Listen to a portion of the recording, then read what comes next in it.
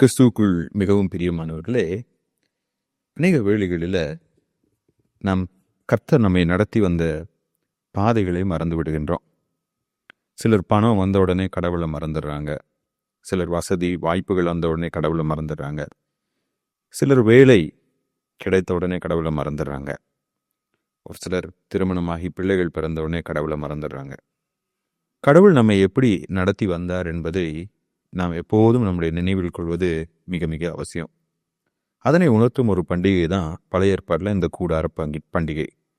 Ezra 3ஆம் அதிகாரம் 4ஆம் வசனத்தில் அதை நம்ம வாசிக்க கேட்கலாம். எழுதியிருக்கிறபடியே அவர்கள் கூடார பண்டிகையை ஆசரித்து நித்திய நியமத்தின்படியும் அன்றாடக கணக்கின்படியும் ஒவ்வொரு நாளும் பலியிட்டார்கள். நாம் நேற்று தினத்தில் இந்த வசனத்தையும் அதுக்கு அடுத்த வசனத்தையும் நம்ம பார்த்தோம். ஆனால் இந்த கூடார பண்டிகை குறித்து நேற்று நான் உங்களோடு கூட பகிர்ந்து கொள்ள முடியவில்லை. இன்றைக்கு அதை குறித்து சில குறிப்புகளை உங்களோடு பகிர்ந்து கொள்ள விரும்புகிறேன்.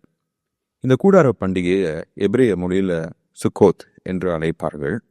இந்த பண்டிகையை கடவுள் அவங்க வனாந்திரத்திலே சுற்றி திரிந்தபோது நீங்கள் கானான் தேசத்துக்குள்ளார போனதுக்கப்புறம் ஒவ்வொரு வருஷமும் இந்த பண்டிகையை கொண்டாடணும் அப்படின்னு சொன்னார்.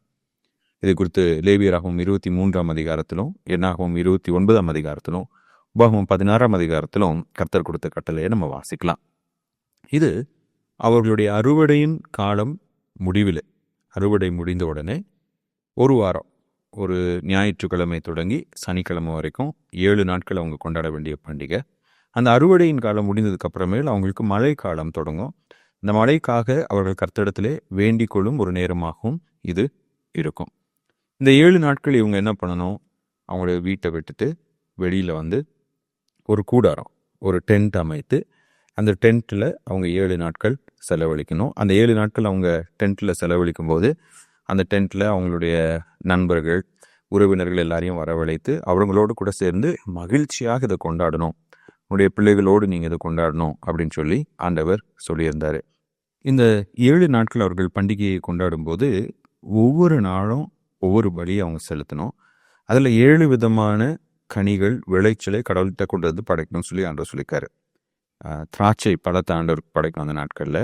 அத்திப்பழம், மாதுளை பழம், ஒலிவ கனிகள், தேன், கோதுமை, பார்லி, வார்கோதுமை. இதை உபாகமம் 8:8 நம்ம வாசிக்கின்றோம். அதே போல் இவங்க ஞாயிற்றுக்கிழமை தொடங்கி சனிக்கிழமை இந்த பண்டிகையை கொண்டாடி முடிப்பதனால தேவனுடைய சிருஷ்டிப்பு, தேவன் 6 நாட்கள் சிருஷ்டித்து ஓய்ந்திருந்தார் என்பதையும் இவர்கள் அறுவடைக்கு பின்னர் நினைவு கூறும்படியாக தேவன் இதை கொடுத்தார்.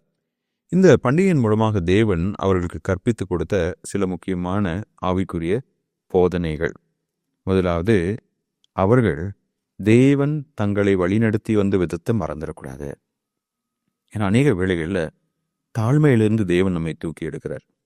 ஆனால் தேவன் நம்ம உயர்த்தின உடனே கடவுளை நம்ம மறந்துடுறோம். கடவுளுக்காக வாழ்கிறதை விட்டுட்டு பணத்துக்காக, வேலைக்காக, நம்மை சுற்றி உள்ள மனிதர்களுக்காக வாழ தொடங்கிறோம். அவங்க கடவுளை மறந்துடக்கூடாது அப்படின்னு சொல்லி தேவன் அவங்களுக்கு இதை கொடுத்தார். இரண்டாவது, தேவன் தன்னுடைய வாக்குத்தத்தத்துக்கு உண்மையுள்ளவர் என்பதை நம்மை நாமே நினைவுபடுத்தி கொள்ள வேண்டும். ஏன்னா வனாந்திரத்தில் அவங்க ஒவ்வொரு நாளும் தேவன் மன்னாவினால் போஷித்தார், அவருடைய தேவைகளை சந்தித்தார். ஆனால் இப்போ அவங்களுக்கு சொந்த வீடு, நாடுன்னு சொல்லி வந்த உடனே கடவுள் தான் தங்களை காப்பாற்றி வழிநடத்துகிறவர், போஷிக்கிறவர் என்பதை அவங்க மறந்து போகக்கூடும். இப்போ தேவன் தான் வாக்குரைத்ததை நிச்சயமாக நிறைவேற்றுவார் என்பதை நினைவுபடுத்தி கொள்வதற்காக இந்த பண்டிகையை கொடுத்தாரு. நம்முடைய வரும் தலைமுறைக்கு தேவனை குறித்து நம்ம சொல்ல கடமைப்பட்டிருக்கிறோம். நீங்கள் யோசிச்சு பாருங்களேன், அந்த நாட்களில் பெரிய வீடு இருக்கும். அந்த வீட்டை விட்டுட்டு பிள்ளைகளை கூட்டி கொண்டு வீட்டுக்கு வெளியில் ஒரு டென்ட் போட்டு அதில் 7 நாள் தங்கும்போது அந்த பிள்ளைகள் கேட்பாங்க, அப்பா அம்மா நம்ம ஏன் எப்படி தங்கியிருக்கிறோன்னு சொல்லி கேட்குறப்போ அவர்களோடு மோசேயின் 5 ஆகமத்தில் கடவுள் அவங்களை எப்படி வழி நடத்தினார் என்று இஸ்ரவேலர் அவங்களுக்கு கற்றுக் கொடுக்க வேண்டும். 4வதா, கடவுளுக்கு முன்னாடி நாம் தாழ்மையாகி இருக்க கற்றுக்கொள்ள வேண்டும். எவ்வளோதான் பணம் வந்தாலும், எவ்வளோதான் வசதி வந்தாலும், எவ்வளோதான் கடவுள் நம்மளை உயர்த்தினாலும் கடவுளுக்கு முன்னாடி நம்ம தாழ்ந்திருக்க வேண்டும். 5வதா, கடவுள் அவருடைய ரட்சிப்பை நாம் கொண்டாட வேண்டும் என்று விரும்புகிறார். பிள்ளைகளோடு சேர்ந்து, சபையாரோடு சேர்ந்து அவருடைய ரட்சிப்பை நாம் கொண்டாடி அதிலே மனம் மகிழ வேண்டும். இன்னைக்கு நிறைய சபையின் ஆராதனைகள் மகிழ்ச்சியான ஆராதனையாக இருப்பதில்லை. ரொம்ப போர் அடிக்கிற மாதிரி, அதே போல் மக்கள் ஒருவரோட ஒருவர் சந்தோஷமாக இல்லாமல் சண்டை போட்டுக்கொண்டு, இல்லைன்னா ஒருவரோடு பேசாமல் ரொம்ப அமைதியாக போய் கொண்டு இருக்கு.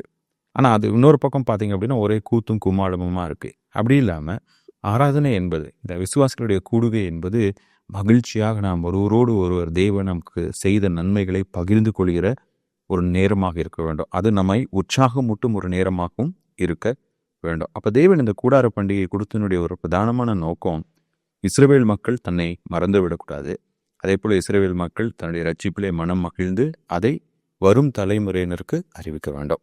எனக்கு அன்பானவர்களே, இன்னைக்கு ஒருவேளை நம்ம ஒரு கூடார பண்டிகையை கொண்டாடாமல் இருந்தாலும் இயேசு கிறிஸ்து நம்மை மீட்டதை நாம் ஒவ்வொரு வாரமும் ஞாயிற்றுக்கிழமை கூடி வருவதன் மூலம் அறிவிக்கின்றோம். அந்த ஞாயிறு கூடுகைகளை நம்ம விட்டுறக்கூடாது.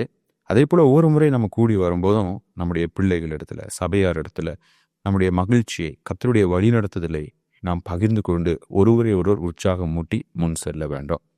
தேவன் தாமே அப்படி அவரை மறக்காமல் அவருக்கு முன்பாக தாழ்ந்திருந்து அவருடைய ரட்சிப்பிலை மனம் மகிழ நமக்கு கிருபை பாராட்டுவாராக. ஆமென்.